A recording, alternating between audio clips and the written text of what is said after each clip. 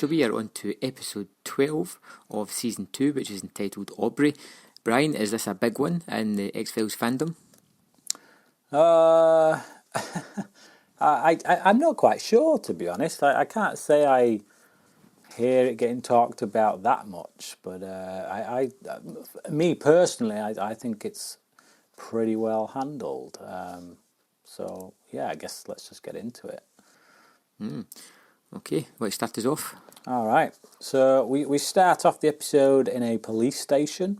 We overhear some officers talking about a grisly crime scene that they're currently working on. It seems that the whole station seems quite busy. They're all kind of jumping on this case, all coming together to work on this case. And then we see a woman, a female officer, and she's at a desk, and she goes to see her, what appears to be a commanding officer, the captain of the station or whatever, and he's busy, kind of doesn't want to talk to her, but she kind of, she pushes it, she writes a note and slides it across the desk to him, and it says, "I'm pregnant," which really gets his attention. So he starts. It looks like he's going to write a note and send it back. But It does, yeah. Yeah, but it's the details of a place that they can go later to talk.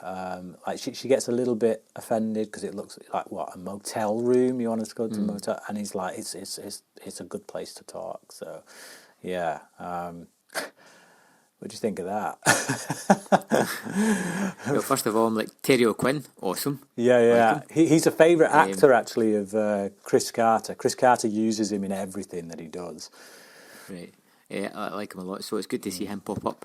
I love the way that he almost puts his phone call on hold, but doesn't quite go there. Yeah. And yeah, I was the same. I thought I was going to write a little note as well, just purely like, it's not mine, or something. yeah. Well, just why are you pass it looking back. at me? Yeah, passing it back. Yeah, it's just, it did look quite amusing. But I like the busy HQ, police HQ at the start as well. That just hooked me straight away. And at this point, I've no idea where the episode's going. Yeah. So next we cut to different location, and it's the same female officer. She's going home, or it seems like she's going home, when she has visions of a man burying a body, and it looks like it's from the 40s. So whatever these visions are that she's seeing, you got like a 1940s car, that the guy's wearing clothes from that period. And yeah, it kind of cut as we see him burying the body. It kind of cuts to her digging it up. So she's digging in this spot, and she pulls this badge out of the dirt that belongs to an FBI agent. And then once she sees that, she kind of stands up, looking a little bit lost, looking a little bit dazed, a little bit confused. Don't quite seem to know how she got there. And then we cut to opening titles. Yeah. So when she's at the door, you kind of hear these whispers of people talking almost. And I'm like, what's going on here? Then she's digging up the body, and I'm like, oh, unknown psychic, I am in. This looks awesome. Instantly, I was just hooked. I was just like, I want to know what's going to happen. I want to know what she's got to do with this story, what's happening next. Just, can't wait. I'm hooked. Okay. It's interestingly, as I like how these opening scenes are directed, and the director of this episode is Rob Bowman. I think he did the movie, didn't he? Yeah, he went on to do the movie, and you can kind of see why. Definitely. He moves the camera a lot. I think he directed Sleepless as well, if I'm not mistaken. I'm sure we had a conversation about him during Sleepless. Maybe. But yeah, he does like to move the camera, and the way he stages things is quite cinematic. But yeah. So from there, we cut to Mulder and Scully. And they're using dental records to identify the man who's been dug up. It appears he was kind of the Mulder of his day, really. He was quite. he was doing stuff with like psychological profiling when that kind of stuff seemed, well, like an X-File. It seemed a bit as bonkers as what Mulder's work seems now when this guy was doing it. But yeah, so Mulder has the question, why did B.J. Morrow, who is the police officer, suddenly find him? That's really his angle on this. It's not so much that the body's been found, but how it was found. Why after all this time did she suddenly happen to come across this body? And he feels that that's worth investigating. Mm-hmm. I mean, two things about this scene. I think it's the worst spotted difference I think I've ever seen in my life. As they're looking at the tooth thing. I mean, even a blind man could notice that they're the same, the two things they look at. And then there's the Mulder makes the dodgy joke at the end of it. It's the BJ, and Scully looks a little bit, I don't know, ashamed at that one. She kind of turns away solemnly. Yeah. He's like, too far, Mulder. Cross the line. It is. Normally his jokes are quite funny and borderline. This one just jumps right across it. But it is funny for that reason. It's the fact that he does cross that line that makes it funny. Yeah. So you can almost see Mulder just go like, so that's where the line is. Okay. Okay, so Mulder and Scully go to Aubrey, Missouri. So that's where the title of the episode comes from. And they question BJ on how she found the body. Their chief, Terry O'Quinn, I think his name's Brian at this point, he gets a little bit pissy with him, gets a bit pissy with Mulder, gets a bit protective, I think, of BJ. And Mulder asks BJ if she's ever experienced clairvoyance. And at this point, Terry O'Quinn, Brian, he's like, he basically politely tells Mulder to take a hike. Yeah, I like the actress who plays BJ. I think she's pretty good. And in this scene specifically, when he asks about that, she looks shocked, but not shocked as in he's asking, but almost shocked as in he knows. Yeah. That's exactly what she's done. And before she has a chance to answer, Tillman jumps in and stops it. But I really like that little moment because she never says anything else, but you really get that idea across. Yeah. There's almost a moment of relief there because she doesn't know what's going on. She's trying to cover her tracks by coming up with this excuse about seeing a dog and stuff because she doesn't understand it. She doesn't understand what's happening to her. And it's like, and let's not forget as well, this is something we always have to consider when we're watching X-Files, is this, this is over 20 years ago. The idea of clairvoyance and all that kind of stuff, it was pretty wacky, and not quite as many people really knew anything about it as we do now. Not that it's not that it's an exact science or anything, but like this, a lot of people accept that this kind of stuff kind of happens. There's a lot of people in real cases, real police investigations who are brought in because it seems they can do something that a lot of people just don't want to deal with, don't want to explain. But if it gets them results, then it gets them results. So the fact that Mulder gives this it kind of offers her an explanation as to what's going on, and that it's almost like a sense of relief. That if he's asking about this, then maybe that could give me the strength to talk about it, to admit actually what's going on. So like you said, it's a nice moment. I like it. There's a lot conveyed in her emotions through the way she performs it. So good actress, I think, for this particular episode. So we go from there. Scully checks the body while Mulder looks at the case files of Cheney's last case. So Cheney is the FBI agent that was dug up. And apparently, before he went missing, he was investigating a killer who would strike a blow to the head of his victims and carve the word sister into their chest. And as Mulder's kind of reading this from Cheney's files, Scully's checking the body, the skeleton, and she rolls the skull over. We see a hole in the head, and then we see marks in the chest cavity where, it looks like it could have been done with a razor blade. So, so obviously from that, one could assume that he was killed by the very man, the very serial killer that he was trying to hunt down. Yeah. Anything else to offer on that scene? No, I think it's really well shot and well directed. I just think it looks pretty good. You don't just have Mulder reading off a report, which is normally what happens. He's leaning against a desk or something, Scully's listening. She's actually looking at other evidence and putting two and two together at the same time. And it's a visual representation of what he's saying. It's really well done. I like how Scully's kind of working. She's doing her she's doing her job, and Mulder's like sat on that desk, practically swinging his feet like a child. It's almost like he's the annoying child who's come to bring your child to work day.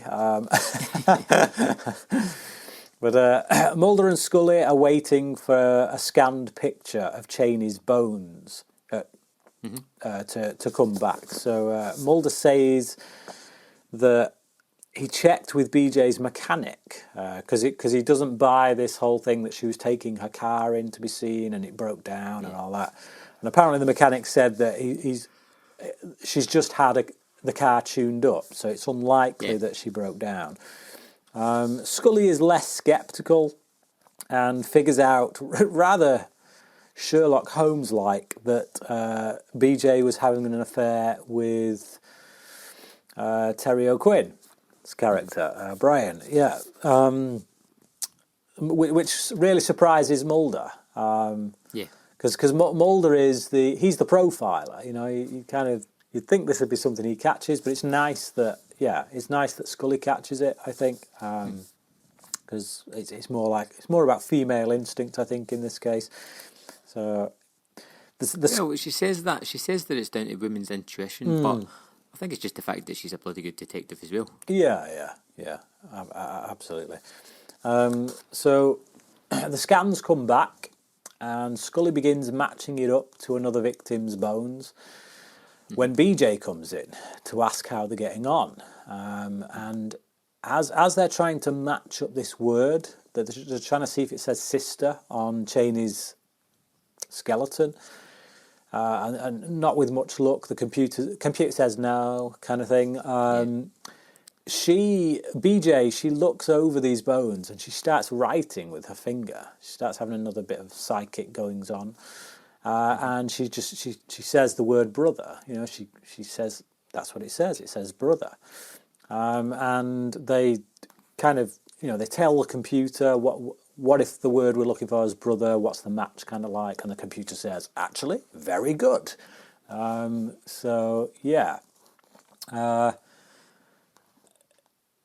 She has another flashback. Sorry. Go on. It's even that they're doing the writing on the bones type of thing. I'm sure they said that the only three letters they have is it IER. Yeah, it's something like that because So I mean, if that's all the computer can give them, how the hell does it turn around and go like, yeah, brother, 100% match? No, because that's not what it is. It's like they have to tell the computer what word they're looking for. Wouldn't they have some kind of algorithm that would just run through all the letters and just tell them what it is? Well, the computer's hiding evidence. It's like the computer's like, haha, I know what the word is, but I'm not telling you. You are dealing with the early 90s, don't forget. If this was late 90s CSI, then I think they would. But surely nobody's going to design a program that gets the answer and just doesn't give it to them. Well, no, I think it works in the way that computers do work, which is that actually they're not artificial intelligence. You have to tell them what you're looking for, and then they can say whether or not it's a match. It's like. Yeah, I don't know. I bought it myself. I didn't have a problem with it. I'm not buying it. Given the time period, given the fact that they're putting into the system, is this a match for the other victims, i.e., sister? And the computer's saying no, it's not. And I'm not getting to the point either where well, we'll try sister. That doesn't work. I have no idea what the other one would be. Now that I am with you on. can't. Yeah, that I'm with you on. Absolutely, definitely, 100%. See, my problem isn't the computer not matching it up like that. That's my problem. The one you just pointed out. Yeah, I did think that was a bit stupid. It's all females that were killed with sister on it. Yeah. This is a male, so Could be anything. why doesn't he have sister written on his chest? No, yeah, I was going to get there. I was, but like the computer thing, I completely buy. Their stupidity, I don't. But yeah, I'm with you on that one. Okay, so BJ starts having another flashback when she looks at this body. She sees Cheney being attacked, and she runs off to the bathroom, basically. And the next scene after that is that Scully kind of goes in there to talk to her, and I love Scully in this scene because she doesn't play any games. She doesn't try and use tactics to get BJ to just confess. She just comes right out and says it. You've had an affair, haven't you, with Terry O'Quinn? How pregnant are you exactly? But yeah, I mean, BJ says to Scully that they don't tell you about the dreams you get during pregnancy. They tell you about the sickness, they tell you about all that stuff, but they don't tell you about the dreams you get in. So, like, even now, BJ thinks that this is all this stuff that's going on in her head might be related to the fact that she's pregnant. I guess that's the way she's rationalised it in her head. Yeah. But you would, wouldn't you? If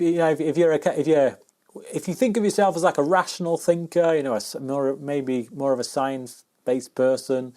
I mean, not at this point. Not when she's just looked at that body on the thing and seen Cheney being murdered. But I don't know.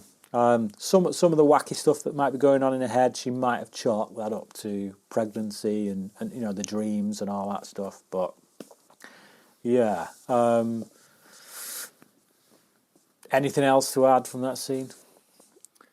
No, nothing at all. I do like it. I like the tact that she uses because she knows she's a policewoman, and she's probably expecting her to edge around the edges, but she just comes straight in there with the blunt end of a hammer. Just like, boom, you're pregnant. I like the way she turns to walk away with an almost shrug of the shoulders when she doesn't get a reply, as if like, I know, it's fine. Yeah. And then BJ just starts offloading. Okay, so Scully goes back to Mulder and instantly plays Tattletale. It's almost like kids at school, innit? When they learn a piece of information to someone, and is she not right there as well? Yeah, well, she comes out just a moment later, but it's like she instantly goes over to Mulder and goes, "Hey, Mulder, she's pregnant, and it's Terry O'Quinn's baby." Yeah, it's just it made me laugh when that happened. Yeah, it's really good. Okay, so. So BJ comes back in just after she's played Tattletale and works out that the word carved into Cheney's chest is brother. Oh, sorry, I was a bit premature, was I? I was. Yeah, you were a little bit early. Okay, yeah. So first she had the vision of the murder. Now she's got the brother link. So just after they get the word brother, Brian comes in. Sorry, I just burped down the microphone. There you go. Brian comes in, sees the 40s crime scene photos and goes ballistic. He's like, because he thinks these are his crime scene photos. For the case he's working now. He goes ape at Mulder, like, how did you get these? What do you think you're doing? And Mulder and Scully are like, no, sir. Those are from a case in the 1940s, and he just looks absolutely shocked. He can't believe it. He takes a second look at the photos just to make sure. Then someone comes in to tell him that there's been another body found. Yeah, two things about this, I think, and I just wanted to clarify with you, when Tillman's giving his little speech about the file, he says that literally only 3 people know about this. Like the fact that there was a murder. Yeah, I seem to think that that's the one they were working on at the start of the episode when it's all busy and everybody's... Yeah, it is. What he means is only 3 people know about this particular detail, i.e. the carving on the chest. Because when you do a crime scene, most of the police that are around there, they're blocking it off. They're stopping people from getting to the body. Right. You like when you actually look at the body, you get the coroner, the medic who turns up there, the officer who was first on scene, and then whoever the officer in charge is. They tend to be the one who see details like that. So. Right. Yeah, that explains, because initially I was like, "What? Only 3 people know about this murder case?" Yeah, Who investigated? Who did the work? And then one guy sticks his head in and goes like, "Boss, there's been another one." And I was like, he's one of the other 3. He's one of the 3 guys. No. I think he's very. I think it's because of the photos. He's seen the photos and he's saying only 3 people know about this, i.e. the carving on the chest. So because obviously that kind of stuff you like to keep to a minimum, because you don't want anything like that getting to the press, because it's stuff that people can use, copycats, people who want to mess with investigations, that kind of thing. But yeah, there you go. Okay, so they go to the body, which is inside an empty pool, and it's a woman from BJ's dream. So BJ saw this woman being attacked in a dream, and there she is on the floor, dead. What a fantastically staging for a murder place, an empty pool. Yeah. I thought it was great. Great work, and it is a little bit more rich than your typical episode, like just production values wise. Just that empty pool's just awesome. Yeah, takes me back to the review we did of Neon Demon, but it's just the thing, like you say, production value. They didn't have to set it here. This scene, it's barely even a scene. It lasts all but 10 seconds. So they could have shot it out in the back of the lot. Put a body in the bush or whatever. So yeah, doing this whole setup, it adds production value. It makes it feel more cinematic, like more effort has gone into it. I do like the way it's shot. So yeah, BJ talks to Mulder and Scully on a park bench, and she tells them about her dreams and all that lot, and kind of she's a bit weirded out by it. But Mulder tells her, and this is one of my favourite quotes actually from the X-Files. I found myself quoting this a few times in life, which is when Mulder says, "Dreams are answers to questions we don't yet know how to ask." And what he's saying there essentially is that our conscious mind can't always process things because we don't know how to ask the right questions. Yet when we're asleep, our brain works on a different level, and it perhaps does know how to ask the right questions. And once you ask those right questions, you are then able to get the answers. And that's why he thinks some people, through their dreams, get answers to questions that, as he says, we've not yet learnt to ask. So it's basically his way of explaining, to some degree, clairvoyance. So she tells them about the man that she sees in her dream, along with a picture on the wall. In the dream, on this staircase, there's a picture on the wall which looks like a triangle overlapping with a circle. And it's like she draws it. Mulder gets her to draw it, this little picture of what she sees. But yeah. And I would say that this picture rivals almost the picture of the Jersey Devil in awesomeness. Yeah. Okay. It's just so abstract and just crappy. It at least makes a bit more sense, Jersey Devil. It's like, okay, so we're putting an APB out on a naked woman who looks like somebody's mother who just got out of bed. But this, when you see what this reference is at the end, you get it. It's like, oh. I was still waiting on Mulder drawing boobs on it at some point.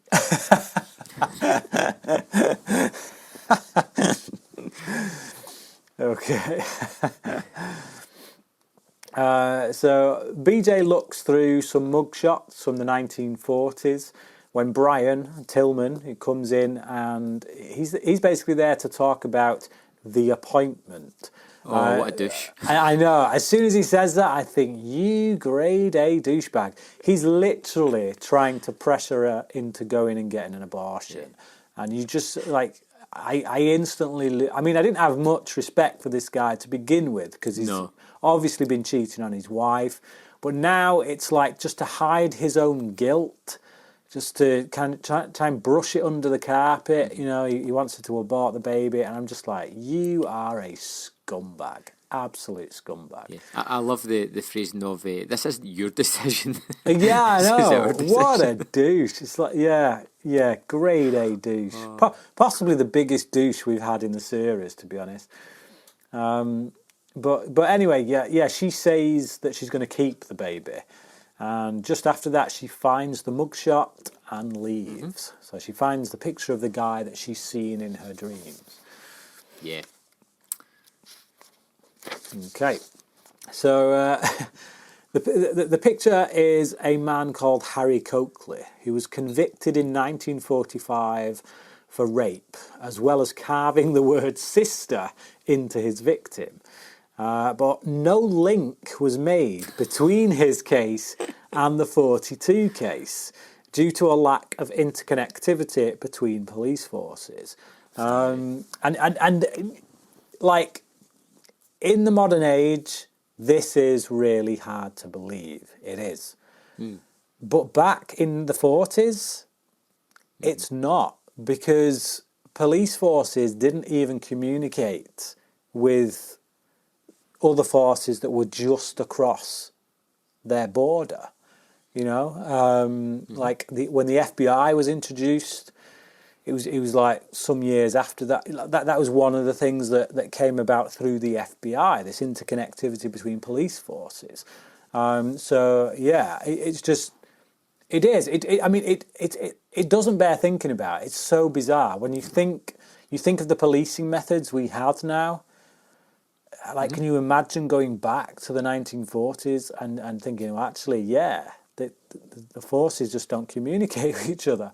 I mean, I remember seeing a film, it actually starred Nicholas Lee, who plays Krychek in the X-Files. And it was based on a true story set in I think it was either the 70s or the 80s. I think it was the 80s. The film was made in the 90s.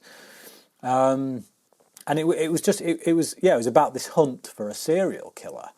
And it's, like I say, based on a true story. And the film was all about how this killer got away with it because the local police forces across this particular part of America didn't communicate with each other, because they just weren't set up for that.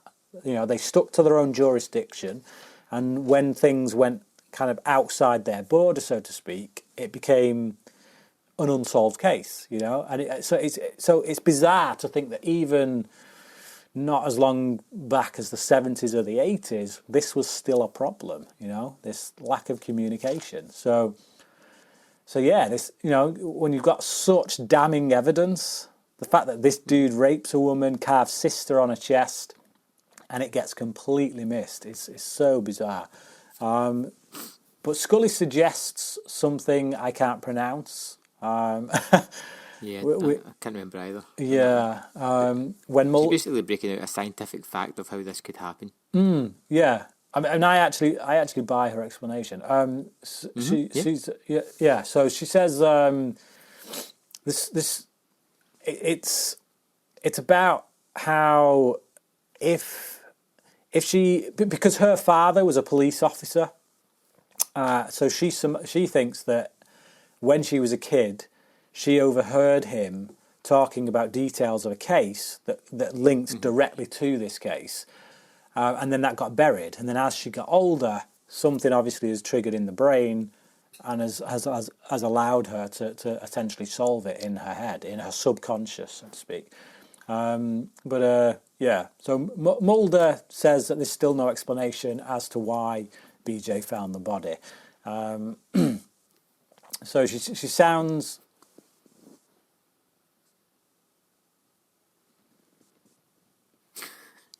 I can't read my own handwriting. She sounds pretty ratmal. Rational? Rational, that's the one. Okay. So Scully sounds pretty rational, but not to Mulder, who calls it an extreme hunch, which I find to be quite laughable given the amount of extreme hunches Mulder's gone on. But I think she calls him on it as well, though, doesn't she? Yeah. To him, like, yeah, she does. You're like, you go, girl. Yeah, definitely. I'm partly with Scully on this one. So, right. So they go to Coakley's house, which instantly says serial killer house. It looks miserable. It's out in the middle of nowhere. I'm expecting Leatherhead to be in the kitchen. Yeah, big time. It does look like Leatherface's family house. Leatherface, yeah. Leatherhead. What if George Clooney made a Leatherface movie? He'd call it Leatherheads.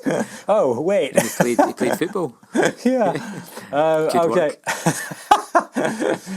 But yeah, it is a creepy ass house, and this dude has serial killer written all over him. Leatherface. You're going to try and insert that in? No chance, bro. No chance.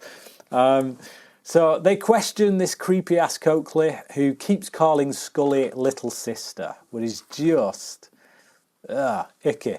This guy just looks he like does, a serial killer, doesn't he? Yeah, he looks like someone who got away with it basically a long time ago, and yeah, he looks evil. He does look evil. He seems trapped as well in front of his TV.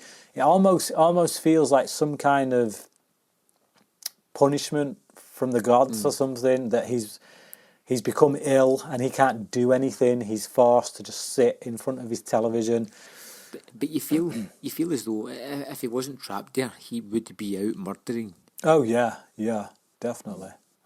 He's been neutered basically, but yes, they say that he's had some kind of counselling as well as some medical treatment, and he takes these pills. They say he had some psychological scarring because of abuse, basically family abuse. Yeah. And we basically here we get to the theme of the episode, which is nature versus nurture.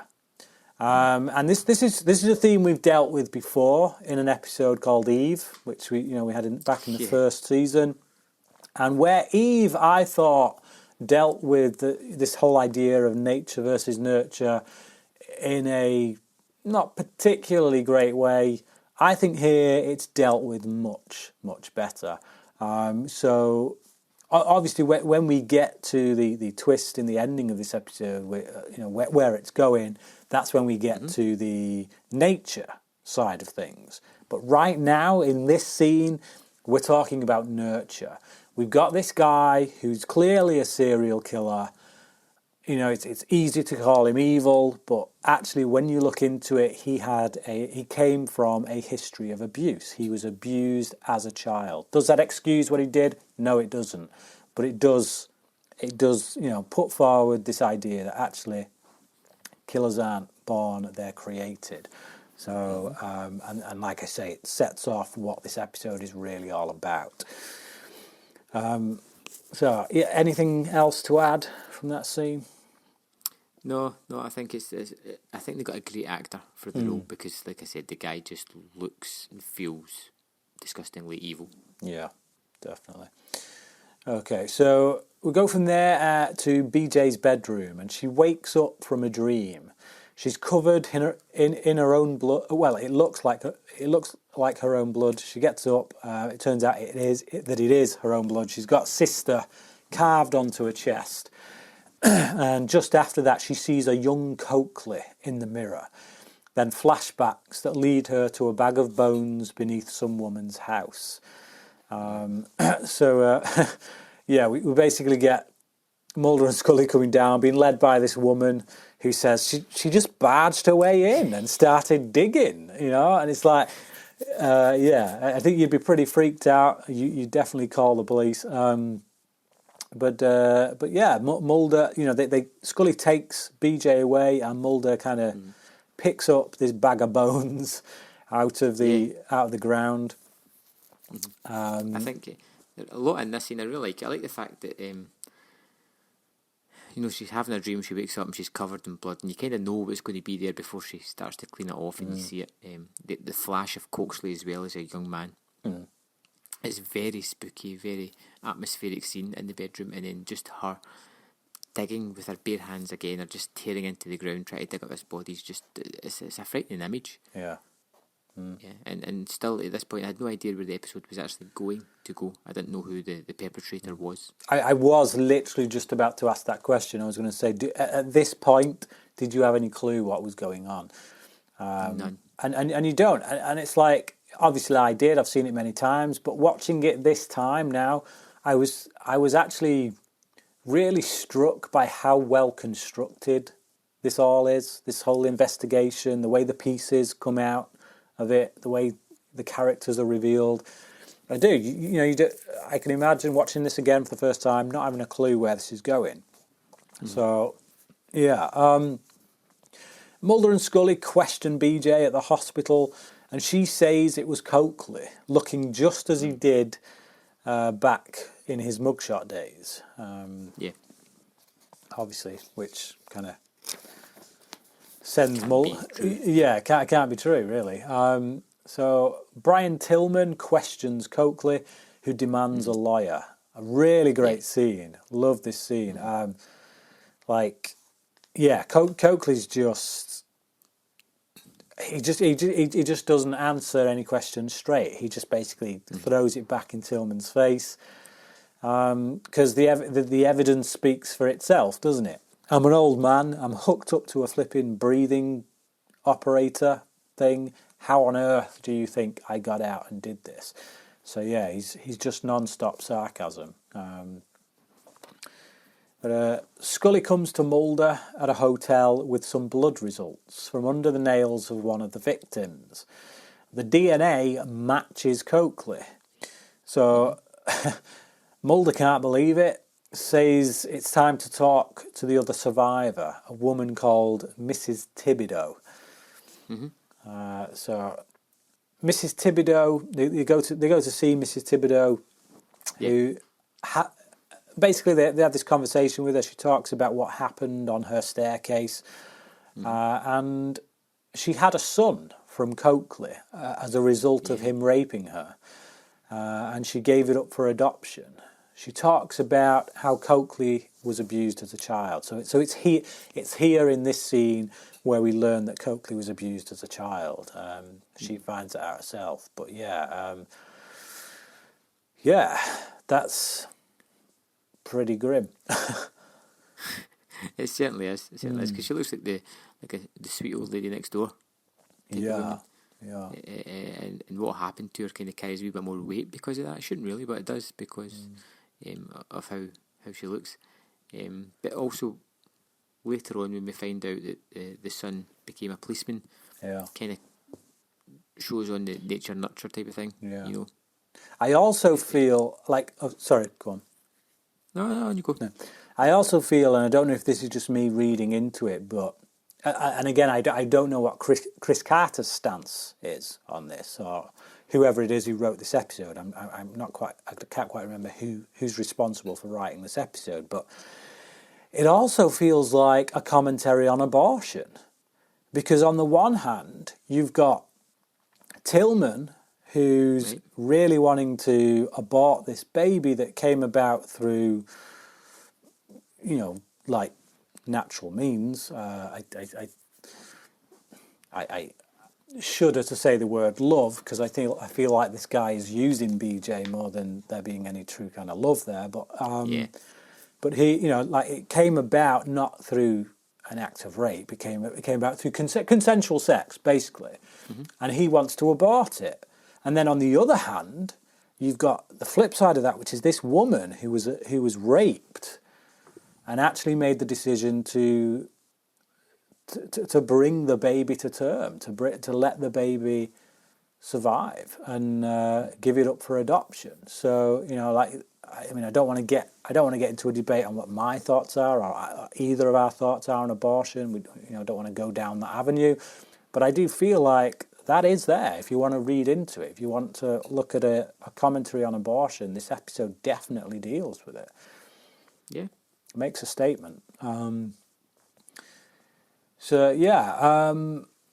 We go from there to, again, Scully and Mulder at a hotel.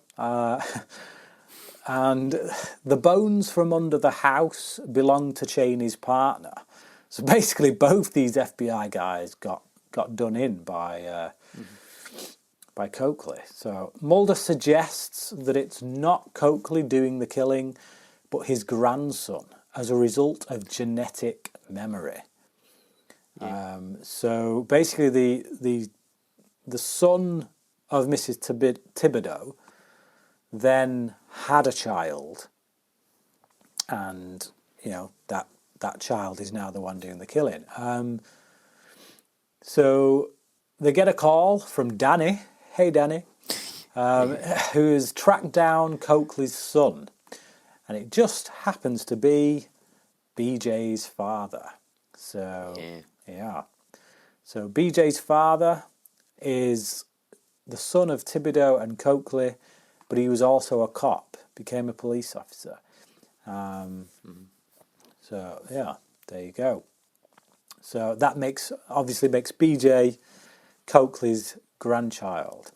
Mulder says that they need to go to Mrs. Thibodeaux again in case Coakley tries to finish what he started. So we cut to Mrs. Thibodeaux just as she's finishing off cleaning her oven when BJ attacks her. And then Mulder and Scully get there to find that Mrs. Thibodeaux is still alive. BJ apparently changed her mind, and Mulder thinks that she's gone after Coakley instead. What do you think of this whole scene with Thibodeaux and BJ? I think this is where the episode could have died if you don't buy the transformation in BJ. Yeah. I mean, you could see it as laughable. I see it as very good. Yeah. I buy it. The change in voice, the demeanour, the stance, the look, everything has seemed to be worked on, and has created a whole new individual. And I think it's terrific because of that.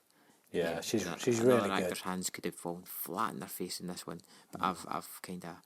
It's a whole twist, a change, and it's one that I am buying completely. Yeah, it's really good casting, and she does a very good job for a lot of things in this episode, to be honest, because she's got so much going on with her character. She's a woman who's had an affair with a man who's married. She's got a baby as a result of that. On top of all that, she's having these dreams, these flashbacks. She's dealing with this possibility of being connected to a serial killer. It's just, and then she has to do a literal character change as this killer kind of comes through, her personality. It's a lot for any actor to take on, I think, whether it's TV or film. And I think she's really well cast. I think she does a fantastic job, and I can see why they gave her the role. My only gripe with the not so much this scene, but the fact that they do it again in a bit. It's the thing with the razor where you see the razor come down, and it's a false. It's basically the equivalent of a jump scare, isn't it? Don't like I say, don't bother me so much here because it's filmed differently. You see the razor up and then it goes down, but you don't see where it's gone. So it's like, has she killed her? So it has a bit of impact. But anyway, Tibbins comes into the office. So from there, Tibbins comes into the office to shout at Scully. Tillman. Why have I called him Tibbins? My notes, they're a bit crap at the moment. Okay, edit that out. Outtake for you right there. I just like to give them you. I like to feed you outtakes. That's all it is. I don't usually use outtakes in the X-Files one, Brian. Yeah, you need to start. Or just at the end of the season, put an outtakes reel together and just stick them all on one. Better than that. Yeah. Okay, from now on, start collecting outtakes. Okay, Tibbins comes into the office to shout at Scully for putting an arrest warrant out on BJ. Again, getting really defensive. This guy, you know, he is a douche. He's a grade A douche, but clearly, I mean, I don't know if it's a control thing or what, but he does get protective of BJ. But you kind of think like, you know what, pal, if you're this protective of her, do the flipping right thing. Confess what you've done to your wife. Stop, you know, like, get things out of the open and stop being a douche. I think that the biggest thing here is he storms in. He's just raising his voice and shouting at Scully, and she sort of tells him back what's happening. And then you see Mrs. Thibodeaux sitting there being interviewed. Yeah. And his complete lack of like professionalism as he's just stormed into an obvious interview and just. Because he's like, I don't believe that. I don't believe that. Don't believe that she would do that. And Tibbins is there. Tibbins. What is it with me and Tibbins? Thibodeaux. So Thibodeaux, yeah. She says, I saw it. You know, I was there. She attacked me. So shut your mush, basically. But I'm surprised they never told her she was senile. Yeah. Blimey. The way he's going. Full on douchebag. But anyway, we cut from there to Coakley watching His Girl Friday. Yeah. And BJ attacks him. Mulder arrives and gets cold-cocked by BJ. And then just as BJ is kind of... At that moment, we're all like, where's Scully? Yeah. Where's Scully to save the day? She's here. So Scully and... Tillman. Tibbins. Scully and Tillman show up and pull their guns. Coakley dies at that point, so and then BJ surrenders. So as Coakley dies, it's like whatever is in BJ kind of leaves, and she kind of just surrenders, gives it up. But yeah, so it's in this scene where we have that again. We have that kind of fake out where. She she lifts the razor up and then she swipes down with it and you're like, but then she stops at his neck just to give like a line. And you're kind of like, yeah, that feels like a bit of a fake out. It feels a bit lame. That's literally my only quibble. You know, they're my two quibbles with the episode is that fake out with the razor and the thing where Mulder and Scully were a bit stupid about not guessing the word brother. So what do you think about this whole kind of confrontation at the house? It's kind of necessary. Yeah. To get the conclusion. And you really want Coakley to die as well, to be fair. Yeah. You want his essence to be rid from the world. Get him right off the mortal coil. It goes down the best way possible. Sure, there's a couple of overstretches of tension or trying to, but ultimately... what happens, and we get to see a nice conclusion-ish. Yeah. I as BJ's doing all this, I'm actually feeling for her because we've gotten to know her as a character, you know, and we're now seeing that she's doing this. There's only one way this can go down as far as a court of law goes. You know, she gets arrested, she gets put away. And that's indeed what happens. So, as this is all unfolding, I do feel some genuine sympathy for her. And I'm hoping there's some kind of redemption for her. I'm hoping that she's going to get out of this. And we learn in the end, because the final moments, we see her in this cell. And she's on suicide watch, because she's tried a few times to basically... do herself in or abort the baby. Yeah, that's basically. And we learn that Tillman has actually decided to do the right thing. All of a sudden, he's filed for adoption. For adoption, basically, for this baby. and it's a real sour moment because this whole time he's been a complete douche, and she's been this woman that you really feel sorry for, really sympathise for, and then in the end, she ends up inside an institution, and he's going to end up with her baby, and it's like, wow, that's, when you think about that, that's actually a bit of a gut punch. So yeah, it's a very bittersweet way to end the episode. But there you go. You don't always get a happy ending. So what do you think? And again, like going back to Eve, the whole nature versus nurture thing. That episode finished in a cell. It finished with Eve in a cell, and this one, again deals with the same themes, nature versus nurture, and we finish once again in a cell. Only to me, this has a bit more weight, and the episode overall is also a lot better, and it deals with that theme in a much better way, I feel.